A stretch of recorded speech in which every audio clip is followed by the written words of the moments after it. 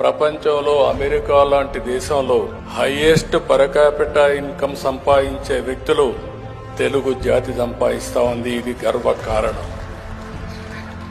ఒకప్పుడు నేను ప్రపంచం మొత్తం పోతే అన్ని ఫోరమ్స్ లో చెప్పేవాడిని. ఈరోజు జూయిష్ ఉన్నారు, ఒక్కొక్క సిటీకి ఒకరే ఉంటారు, కానీ ఆ సిటీనంతా కూడా ఇన్ఫ్లుయెన్స్ చేస్తారు, ప్రభావితం చేస్తారు. ఆ విధంగా మీరు కూడా తయారు కావాలని చెప్పేవాడిని. ఈరోజు జూయిష్ కంటే హైయెస్ట్ పర్ క్యాపిటా ఇన్కమ్ సంపాదిస్తున్నారు. ఒక్క అమెరికాలో కాదు, మీరు ఐర్లాండ్ పోయినా, ఆస్ట్రేలియాకు పోయినా, లేకపోతే యూరోప్ పోయినా, కడాన ఆఫ్రికాకు పోయినా ఎక్కడ చూసినా తెలుగు వారే కనపడుతున్నారు.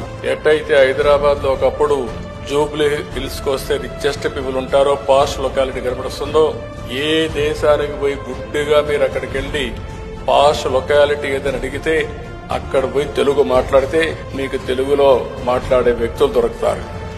అది ఈ రోజు మనం సాధించిన విజయం.